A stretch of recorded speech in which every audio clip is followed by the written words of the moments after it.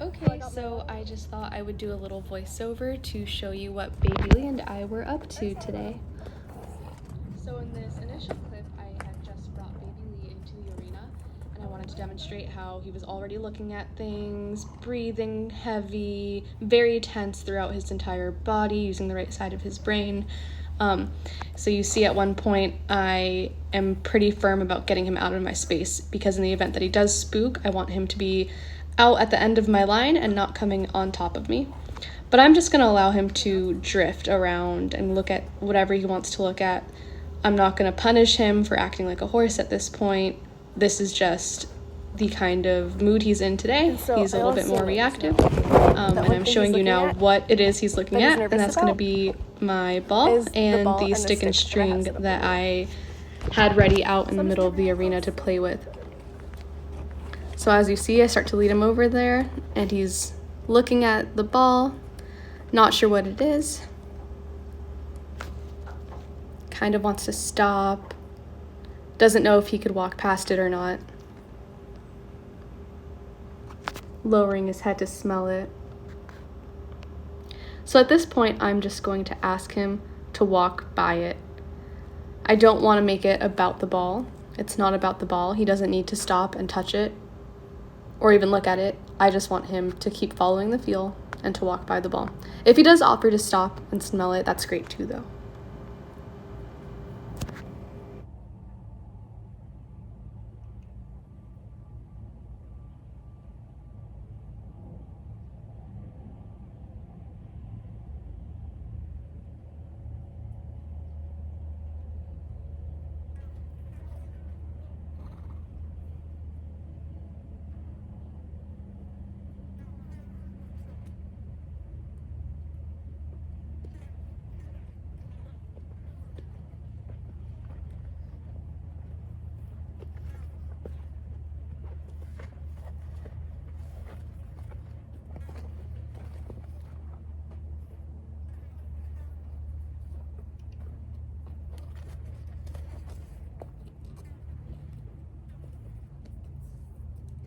So you see here, he's just gonna walk right past it.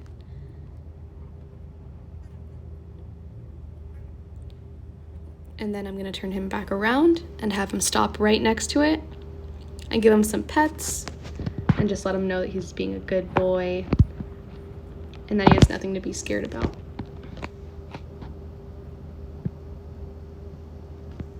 So this step right here is very important. It's the release, the reward, letting him know that you're attentive to his needs.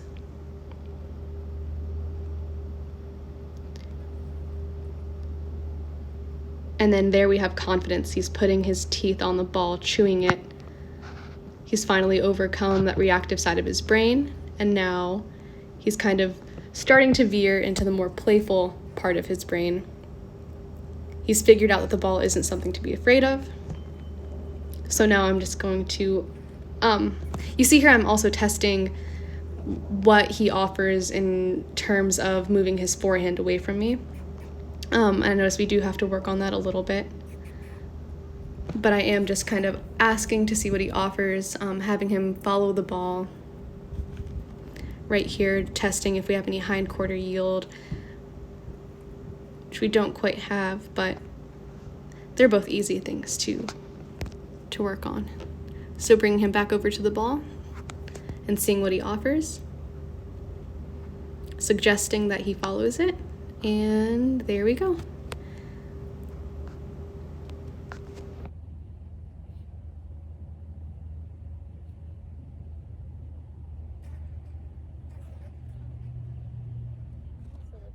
All you're gonna do is roughly look around him. And he already knows that. Yeah. And we'll try and look at that as well.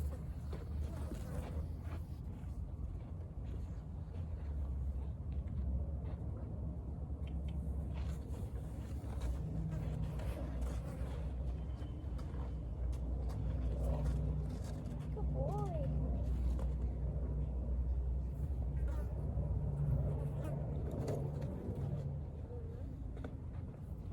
And I know you also mentioned that he was pretty bad about picking up his feet.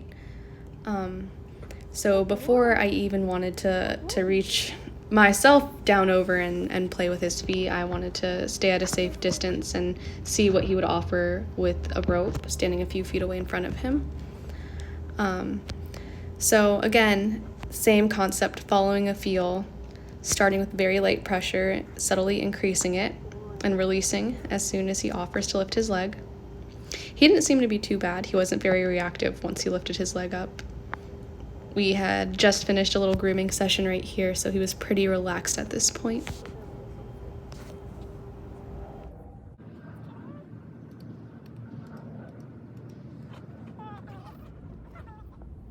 So once I felt like we were in a good place with him lifting his legs using the rope, I decided that I felt comfortable reaching down myself to ask him to hold the leg up. And so I picked up his feet, kind of played around, tapped his shoe, simulated some things you would do if you were actually picking out his hooves. One thing I did notice is that he did take a little bit to register that squeezing his chestnut cued for the lift.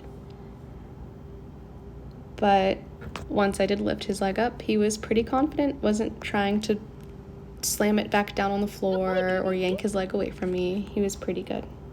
And then next you'll see me lifting up his back feet as well.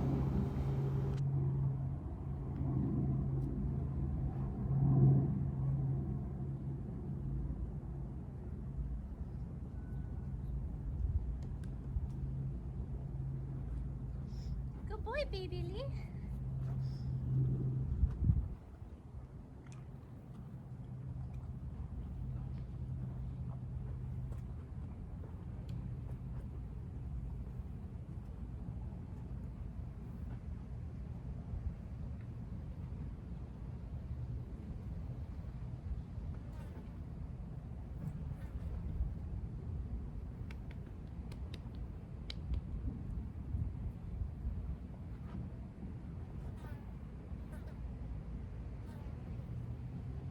Good boy. Good boy. And here I'm just playing with a little porcupine game, pressure and release, because I noticed that he liked to throw his head up. And he wasn't really registering using halter pressure to lower his head, which is why you see that I have one hand up above his poll just behind his ears and one hand on his nose to keep it from sticking out. And I'm just going to use light and increasing pressure until he follows the feel and lowers his head down for me. And then I'm going to rub him, reward the slightest little try there.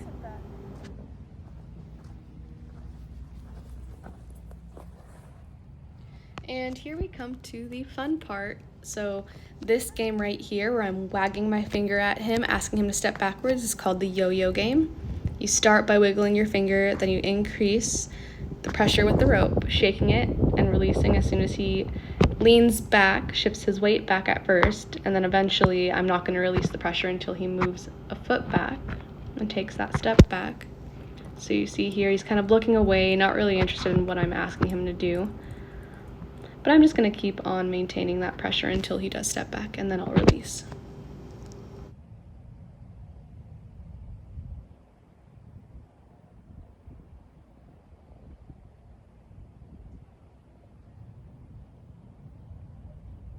So I'm not going to be too picky about things at this point. I'm still just getting a feel for him and he's getting a feel for me.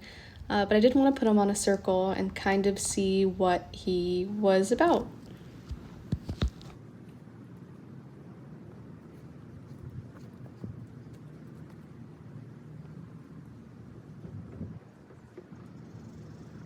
So he was looking outside a little bit, but he did have one ear on me, mostly while he went around the circle, so I'll take that as a good sign to start out.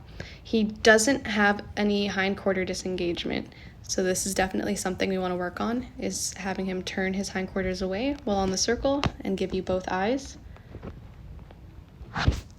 This is going to help in emergency situations, when you need him to give you his full attention, when you need to interrupt something before it gets catastrophic, and just for basic respect while on the ground. Here you see our yo-yo game has actually improved. He's a very smart boy. Smart, sweet boy. He really picked up on that.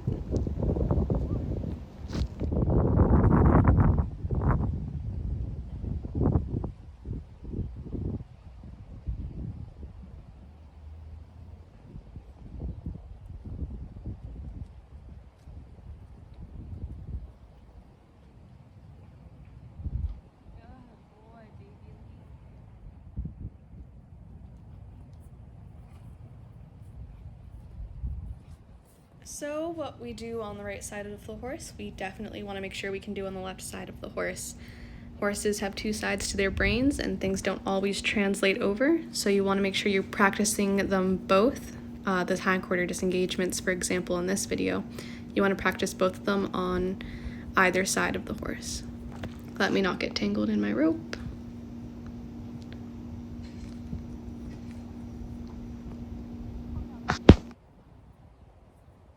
Another thing you'll see that happens here, which does tell me he probably has an issue pulling back. It also makes sense from earlier where he was very confused with the pull pressure. He doesn't quite feel confident enough to come into me after I've increased the pressure, asking him for that hindquarter disengagement. You see how he kind of throws his head up and wants to pull back against the pressure. He's almost looking like Bella at this point. But you see him set back against that rope halter, and so when he does that, you don't want to increase the pressure because that could cause him to start going very right brain, pulling back, reacting instead of responding. So I'm just going to hold that same amount of pressure that I had on the rope until he lowers his head, moves a step forward, and comes into me. So right here you see it again. I'm not going to increase the pressure. He wants to pull against me. That's okay. I'll just hold the pressure. And once he comes in, I'll release. And I'll ask his head to come down a little tiny bit. This can turn into a very bad issue really quickly if you're not good about releasing when you need to release.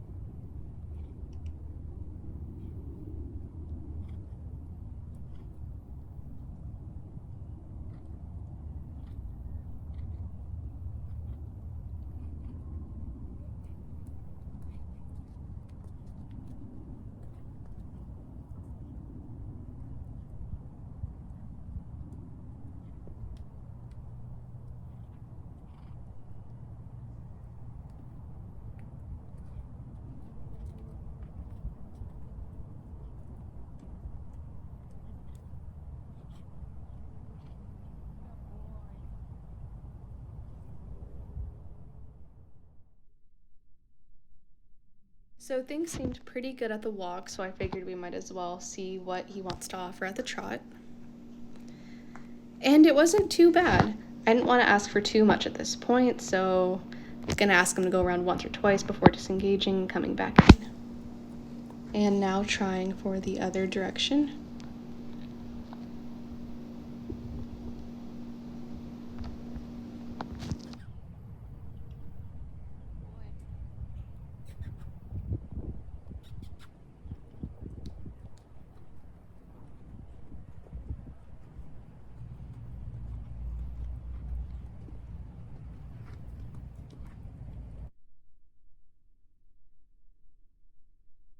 So I edited this to be in 2 times speed because I figured you could get what's going on even at this pace. But I do see what you mean about him looking out while on the circle. He is a reactive horse by nature, so this isn't anything personally against you or against me or whoever's playing with him on this day. He's just more concerned with something that might be outside of the arena, getting ready to pounce in and eat him. He's not quite fully confident in us as leaders at this point in his training. So punishing this behavior, yanking his head to the inside, isn't going to fix the problem. It's only going to make him realize that he can't trust you as a leader. So at this point, I'm not going to be too picky. Once his confidence increases in us, he will start to care less about what's outside of the arena and more about what we are asking him to do. So I think that part of the puzzle is going to come once we play with him more.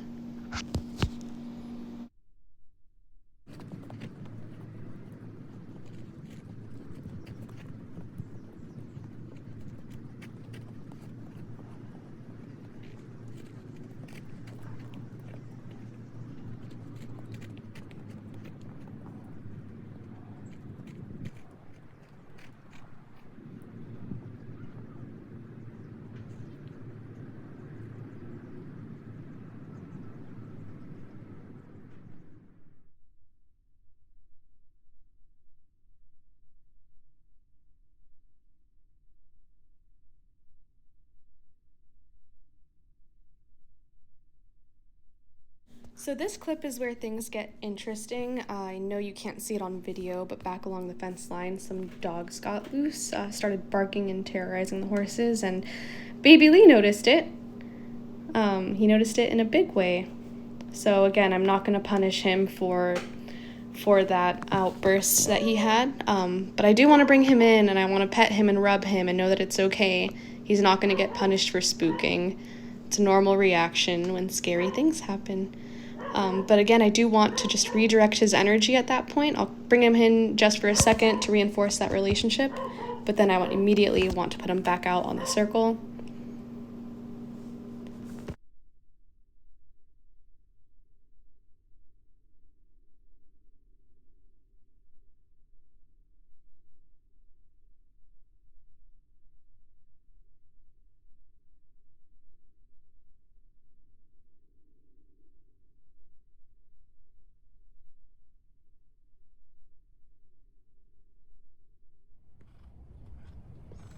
So things are going great again for a little bit, but then you'll see again in this clip that the dogs returned, and it gets especially bad once he loses sight and he's no longer able to turn his head to the outside towards that back fence line. That's when he loses his confidence the most. You could see us both there kind of looking to see what it was, or just to check that it's the same dog causing trouble again.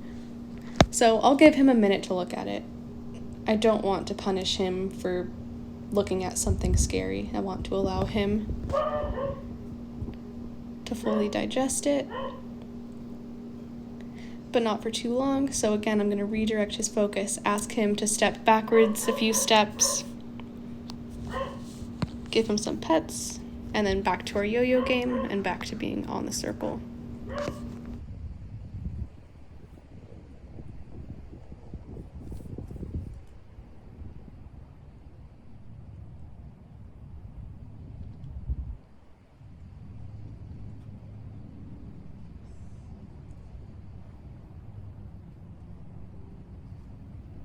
So you could definitely see at this point he is more in the reactive side of his brain, definitely concerned about what's going on back there, losing his confidence, wanting to take off, turn around, pull against me.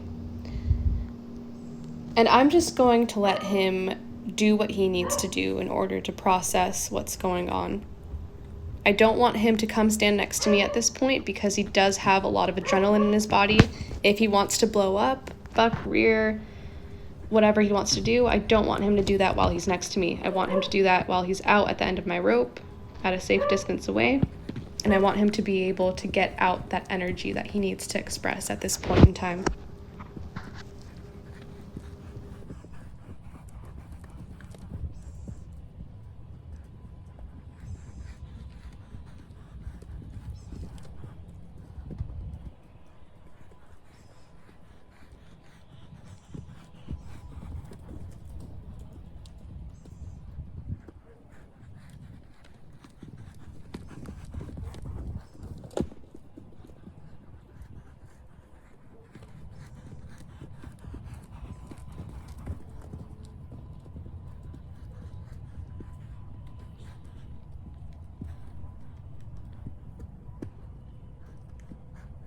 So again, once I think it's enough and he's kind of able to refocus his attention back on me for a little bit, I'll bring him in, give him a second, and then I'll put him right back on the circle again.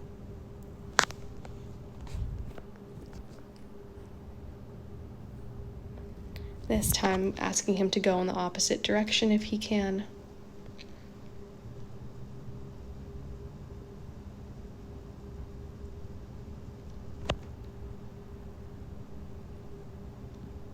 And again, I don't want to put too much pressure on him to get back on the circle just because he is being reactive at this point in time. And so here, remember what I said earlier, that I was glad about practicing following a feel, doing 360 turn spins using the rope. Soon you're about to see why I'm glad that we practiced those before moving on to our circle.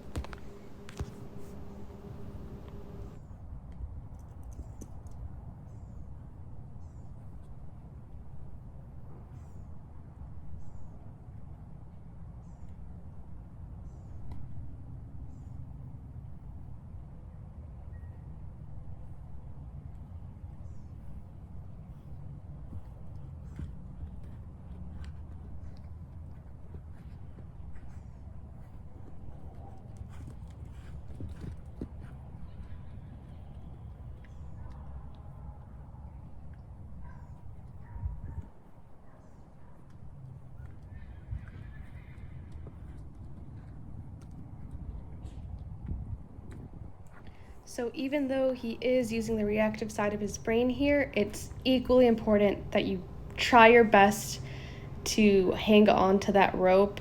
You don't want to teach him to give the opposite weight of pressure.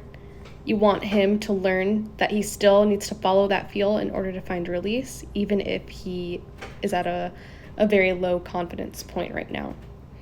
And you see he did try to spin away with his hindquarters facing me to look at what's spooking him. He did try it a few times on the rope, but each time I didn't let go. I just held tight, and he spun right back around, just like we practiced earlier. And now you could kind of see him starting to come back to sorts. He's lowering his head, evening out his pace a bit, realizing that he doesn't need to be full on adrenaline autopilot mode, that he could start to listen to me on the circle, slow down a bit, relax. We're going to get to that point in just a little bit.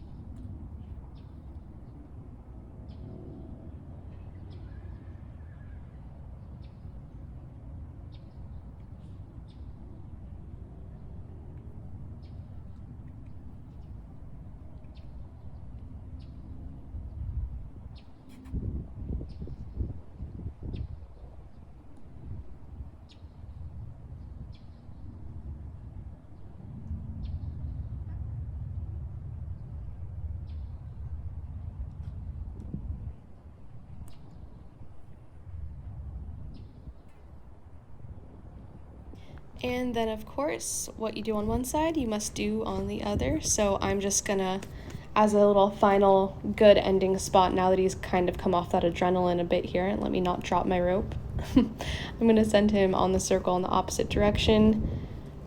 Check that he's no longer wanting to be right-brained as he's been being. He's more connected at this point now, less concerned with what's going on in that back left corner there. Still looking out, but again, that's gonna that puzzle piece is going to fall in place once we play with him more, once we get his confidence in us as leaders up more, once we get his confidence in himself up more. So right there, good hindquarter disengagement for today, and that's where I thought it was a good place to stop.